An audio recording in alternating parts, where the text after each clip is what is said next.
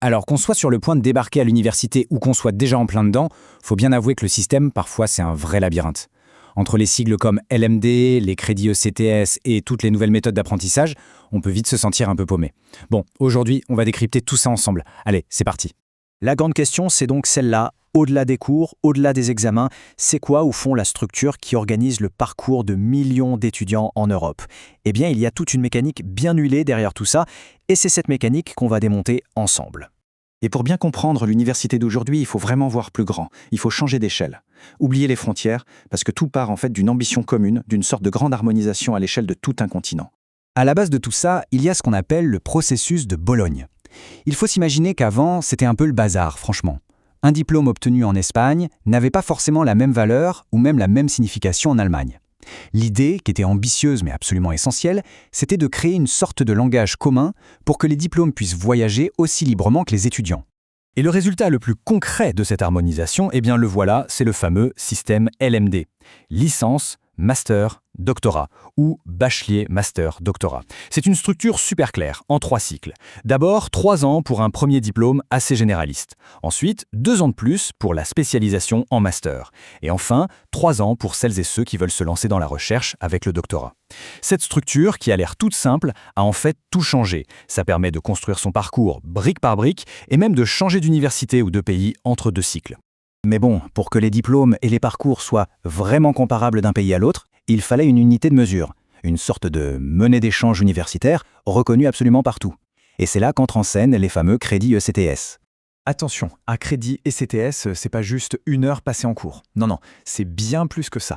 En fait, ça prend en compte tout le travail de l'étudiant. Le temps en amphi, bien sûr, mais aussi les projets de groupe, les recherches personnelles à la bibliothèque, la préparation des examens.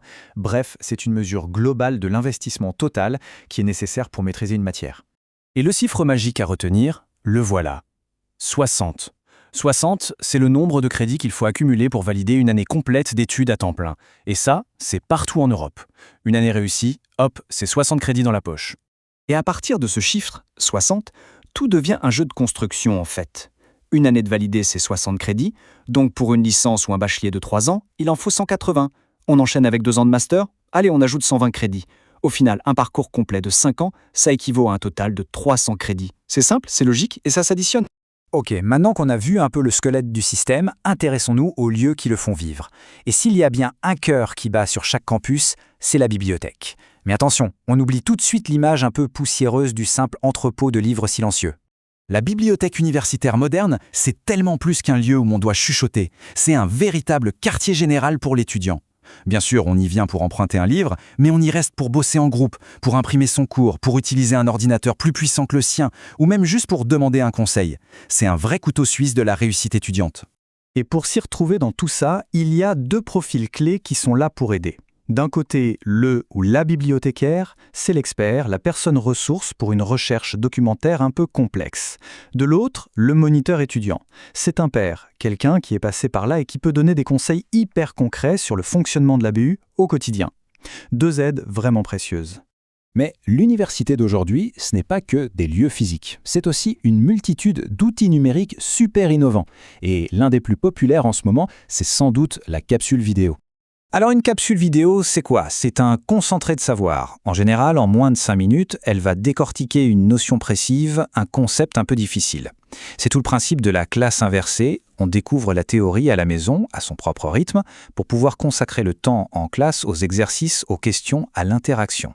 Et ce qui est génial avec cet outil, c'est sa flexibilité. L'enseignant a vraiment toute une palette à sa disposition. Il peut se filmer en face caméra pour un contact plus direct, enregistrer son écran pour un tutoriel technique, utiliser des animations pour visualiser un concept abstrait ou même inviter un expert le temps d'une petite interview. Les possibilités sont énormes. Allez, on passe maintenant à l'outil qui est peut-être le plus avant-gardiste de tous, le Serious Game ou le jeu sérieux en français. Là, on ne parle plus seulement d'apprendre. On parle d'apprendre en jouant, en résolvant des problèmes, comme dans un vrai jeu. Et non, ce n'est pas juste un gadget, loin de là, c'est un sujet de recherche très sérieux. Tenez, ce mémoire, par exemple, a étudié comment on pouvait créer un jeu pour former les chercheurs à la gestion de leurs données. On prend un sujet qui peut paraître un peu aride et on le transforme en une expérience à la fois ludique et engageante. Cette citation, tirée du mémoire, elle résume parfaitement l'esprit du truc. Le mot-clé ici, c'est collaboratif. On n'est pas en compétition les uns contre les autres, non. On joue ensemble pour atteindre un objectif commun. Dans ce cas précis, c'est de comprendre le parcours complexe des données de recherche en suivant une sorte de feuille de route. Et c'est ça, la petite révolution du jeu sérieux. Le savoir n'est plus simplement transmis de manière passive, il se découvre, il se construit à travers une expérience interactive, une sorte de mission à accomplir.